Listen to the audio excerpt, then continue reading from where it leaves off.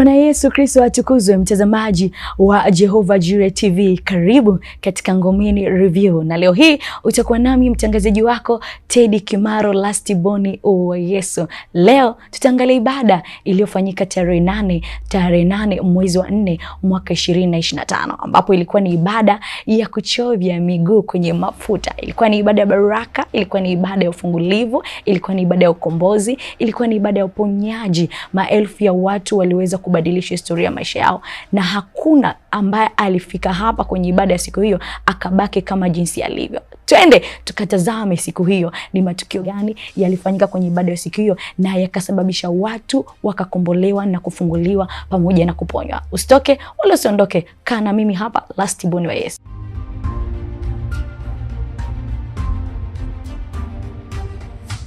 Wengi tunamfahamu mtumishi wa Mungu, kuhani na mwalimu Musa Richard Mwacha. Ni mwalimu mzuri sana wa neno la Mungu, na anapokuwa anafundisha neno la Mungu huwa anaongozwa na Roho Mtakatifu, na mafundisho yake yamekuwa chachu ya watu wengi kufunguliwa kimwili na kiroho. Na katika ibada ya siku hiyo alifundisha somo zuri sana lenye kichwa kinachosema madhabahu 7 za machinjo ya Pasaka. Alifafanua kupitia maandiko mbalimbali, na watu waliweza kufunguliwa, waliweza kukombolewa, wakapata kujua kweli, nayo kweli ikawaweka huru. Tena tukatazame, alafu tutarejea tena. Mtu ambaye aliyeletwa na Mungu, yes. Mungu kuna jambo ambalo amemkusudia. Kabisa kabisa. Na ni muhimu mkafahamu yes. ya kwamba kwa nini shetani anatumia nambari 7. Yes. Ni kwa sababu Kristo mwenyewe ambaye ndio kafara ya Pasaka, sawa, aliitumia hiyo nambari 7. Ufunuo sura ile ya 5 na mstari wa 6. Kitabu cha Ufunuo sura ya 5 na mstari wa 6, nitasoma kwa jina lake Bwana Yesu. Soma. Nikaona katikati ya kile kiti cha enzi, ndiyo, na wale wenye uhai 4, na katikati ya wale wazee, ndiyo, mwana-kondoo amesimama. Kulikuwa na mwana-kondoo kwenye kiti cha enzi. Amefanyaje? Amesimama. Kasimama pale, au sio? Sawa sawa. Endelea. Alikuwa kana kwamba amechinjwa. Alikuwa ni kana kwamba amechinjwa. Mwenye pembe 7. Alikuwa na pembe ngapi? 7. Na macho 7. Na macho 7, ambazo ni roho 7 za Mungu. Hebu sema ambazo ni roho 7 za Mungu. Ambazo ni roho 7 za Mungu. Zilizotumwa katika dunia yote. Ambazo zilizotumwa katika dunia yote. Yes. Sema amina. Amina. Hapa ndipo ambapo shetani alipokopi kwamba kwenye kiti cha enzi, sawa, kuna mwana-kondoo ambaye ni kana kwamba amefanya nini? Amechinjwa, manake ametolewa kafara. Yes. Haleluya. Amen. Alikuwa na pembe 7 na macho mangapi? 7. Yes. Ambazo ni roho 7 za nini? Za Mungu. Roho 7 za Mungu. Yes. Kwa hiyo pale ndipo shetani alipoiga akachukua ile namba 7, yule joka mwenye vichwa 7 na pembe ngapi? 10. Na hapa anatengeneza madhabahu 7 zilizoko kwenye ardhi ili ziwafanye watu wajikwae na kuanguka chini. Yes. Kwa nini? Kwa sababu Zaburi ya 91, sawa, anasema atakuagizia malaika zake, amen, mikononi mwake wakuchukue, yes, usije ukajikwaa mguu wako na kuanguka wapi? Chini. Bwana Yesu asaidie sana. Amina. Amina hiyo ni ndogo sana. Amen. Itika tena amina nyingine ili ubarikiwe. Amen. Habari zako wewe zilishaandikwa. Yes. Na ndio maana unahesabiwa kama kondoo anayestahili kuchinjwa mchana na usiku. Warumi sura ile ya 8 na mstari wa 36 na wa 37. Kitabu cha Warumi sura ya 8 mstari wa 36 na 37, ninasoma kwa jina lake Bwana Yesu. Soma. Kama ilivyoandikwa ya kwamba, kwa ajili yako tunauawa mchana kutwa. Tumehesabiwa kuwa kama kondoo wa kuchinjwa. Na tumehesabiwa kama kondoo wa kufanya nini? Wa kuchinjwa. Mapigo mengi ambayo tunayoyapitia. Yes. Sema amina. Amina. Kila mtu anakuhesabu kama ni mwana-kondoo ambaye unapaswa kuchinjwa. Yes. Kondoo siku zote ni mnyama mpole. Kabisa kabisa kabisa. Ambaye yuko tayari kupelekwa machinjoni wakati wote. Amen. Upole tulionao ni karama ya Mungu mwenyewe. Amen. Na katika msimu huu hatutakuwa kafara ya mtu yoyote. Katika zamu hii, yes, sisi kafara yetu ni Yesu Kristo mwenyewe. Amen. Nasema hatutatolewa kafara ya mahali popote. Amina. Sio kwamba ni wewe utatolewa na ndugu zako, upande wa baba yako wala mama yako. Ndio. Manake unapookoka, sawa, unakuwa na sababu nyingi za kushutumiwa. Ndio. Na unapokuwa mpole, sawa, haina maana ya kwamba hauna cha kufanya. Ni hekima ya Mwenyezi Mungu. Hekima. Yes. Maandiko yanasema Bwana atawapigania nanyi mtafanya nini? Mtanyamaza kimya. Amen. Lakini nataka nikwambie, sawa, ukubwa wa vita yako, oh yes, ni ukubwa wa ulichobeba. Amen. Na ulichobeba lazima kifike. Haleluya. Kitabu kile cha Zaburi ya 40 na mstari wa 7. Kitabu cha Zaburi sura ya 40 na mstari wake wa 7, ninasoma kwa jina la Yesu. Ndio. Ndipo niliposema, tazama nimekuja. Tazama nimekuja. Katika gombo la chuo nimeandikiwa. Katika gombo la chuo nimeandikiwa. Kuyafanya mapenzi yako. Ili kuyafanya mapenzi yako. Mungu wangu.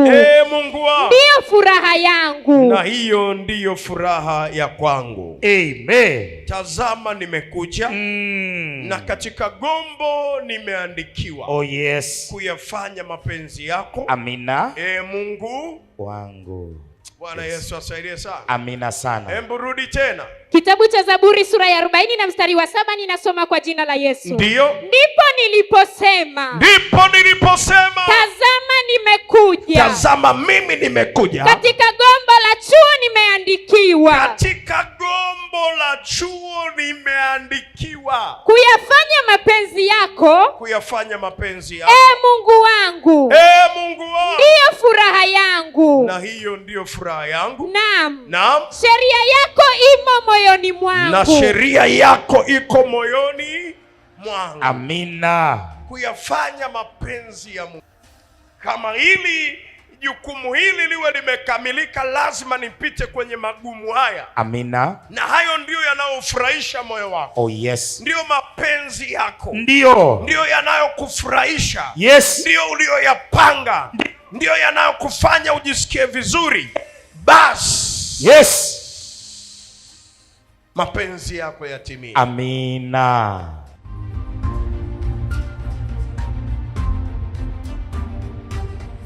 Hii inaitwa Aishi Mpaka Aishe. Bado aliendelea kufungua watu akili na maarifa. Aliendelea kufafanua zaidi kuhusiana na somo hilo alilofundisha wakati huo. Alisema wako wachawi ambao wanatengeneza madhabahu hizo kwa ajili ya kutoa sadaka na kusababisha anguko kwenye maisha ya watu. Lakini aliendelea kuwatia watu moyo, akawaambia kwamba hata kama shetani amejenga madhabahu hizo na kutoa kafara, utaanguka sana lakini inuka tena, akielezea kwa andiko moja linalosema mwenye haki huanguka mara 7 lakini huyo huinuka tena. Madhabahu 7 sawa huleta anguko 7. Oh yes. Hapo sasa ndio shughuli ilipo. Hapo. Madhabahu 7 huleta nini? Maanguko. Sema maanguko 7. Maanguko 7. Na haya maanguko 7, yes, yote yana nafasi ya kuinuka tena. Amina. Sema amina. Amen. Kitabu kile cha Mithali sura ya 24 na mstari wa 16. Kitabu cha Mithali sura ya 24 na mstari wake wa 16. Ndio. Ninasoma kwa jina la Yesu. Kwa maana mwenye haki huanguka mara 7 akaondoka tena. Bali wasio na haki hukwazwa na nini? Mabaya. Yes. Bwana Yesu asaidie sana. Amina. Madhabahu 7 sawa zinawakilisha vichwa 7 vya shetani kupitia joka kuu. Oh yes. Kitabu cha Ufunuo sura ya 12 na mstari wa 3. Nasoma kwa jina lake Bwana Yesu. Ndio. Ikaonekana ishara nyingine mbinguni. Ndio. Na tazama, joka kubwa jekundu joka kubwa jekundu alikuwa na vichwa 7, alikuwa na vichwa 7 na pembe 10, na pembe 10, na juu ya vichwa vyake, na juu ya vile vichwa vyake vilemba 7. Vilemba vilikuwa vingapi? Vilikuwa 7. Ehe, Mstari wa 4. hapo. Yes. Ufunuo sura ya 20 na mstari wa 2. Huyu joka mwenye vichwa 7 na pembe 10 na mwenye rangi nyekundu, yes, ni nani? Kitabu cha Ufunuo Yohana sura 20 na mstari wa 2, nasoma kwa jina lake Yesu. Ehe. Akamshika yule joka, Akamshika yule joka, yule nyoka wa zamani, yule joka wa zamani, ambaye ni ibilisi na shetani, ni ibilisi na shetani, akamfunga miaka 1000. Akamfunga miaka mingapi? 1000. Kwa hiyo zile madhabahu 7 ulizoziona, yes, zilikuwa najengewa nyoka, nyoka mkubwa mwenye vichwa vingapi? 7 na pembe ngapi? 10. Amen. Na huyo joka mwekundu, rangi nyekundu, inawakilisha kafara. Oh, yes. Inawakilisha maagano. Amen. Inawakilisha nini? Vita. Ndio. Umwagaji wa damu. Amina. Ama mauaji. Oh, yes. Kupitia upanga. Machinjo. Yes. Pasaka. Oh, yes. Kafara ya mwezi wa ngapi? wa 4. Amen. Ama msimu wa Pasaka. Oh, yes. Bwana Yesu atusaidie sana. Amina sana. Narudia tena, Yesu atusaidie sana. Amen. Sasa basi, sawa, hapa penye hizi madhabahu, oh, yes, shabaha ya Baali ambaye alikuwa akitengenezewa madhabahu hizi, amen, kupitia Balaam, yes, ni kwamba atengenezewa pakwa mafuta anguko. Na anguko lina mara ngapi? Mara 7. Amina. Anasema mwenye haki huanguka mara 7, yes, na akainuka akaondoka tena. Anguko la mara 7. Sawa. Kuna anguko ambazo ni mbalimbali. Oh, yes. Daudi anasemaje? Zaburi 118 na mstari ule wa 13. Kitabu cha Zaburi sura ya 118 na mstari wa 13. Ninasoma kwa jina lake Yesu.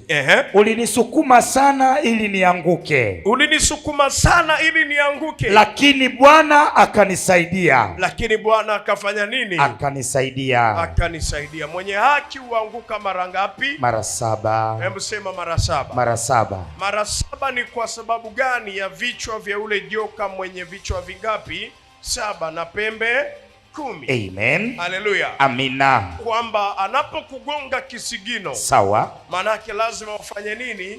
Uanguke, kwa sababu sumu yake ndio inapanda na kuleta madhara katika mwili wako. Amina. Na kukusababishia ushindwe kupiga hatua za kuelekea kwenye hatima yako. Amina. Mtazamaji wa Jehovah Jireh TV, natumaini kutoka hapo mpaka hapa tulipofika yako mengi ambayo yamekuonyesha ni namna gani mtumishi huyu wa Mungu, kuhani na mwalimu Musa Richard Mwacha, amepakwa mafuta ya kitofauti sana. Lakini mimi nataka nikuhakikishie bado yalifanyika mengi sana. Watu waliweza kufunguliwa, vipofu waliweza kuona, viziwi waliweza kusikia, wafu waliweza kufufuliwa. Wapo watu ambao uchumi wao ulikufa ukaweza kufufuliwa. Wako watu ambao walikuwa hawatembei kiuchumi waliweza kutembea.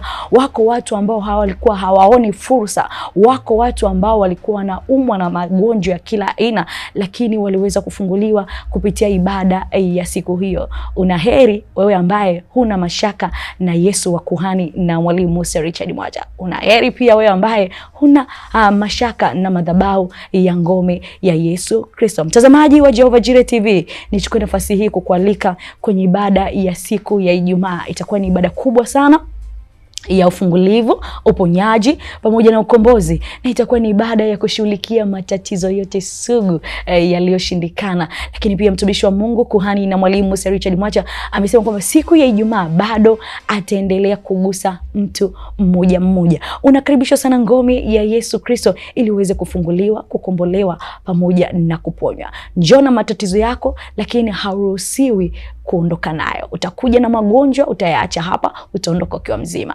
Utakuja na matatizo, utayaacha hapa, lakini utaondoka ukiwa mzima. Karibu sana ngome ya Yesu Kristo. Ibada ya siku ya Ijumaa inaanza saa 8 kamili za mchana. Eneo ni moja tu, Kimara Temboni, ngome ya Yesu Kristo. Mwambie rafiki yako, mwambie ndugu yako, mwambie twende kwa mwonaji wa zamu, kuhani na mwalimu Musa Richard Mwacha. Na hii ilikuwa ni Ngomeni Review. Ulikuwa nami Teddy Kimaro, Last Born wa Yesu. Mungu akubariki sana.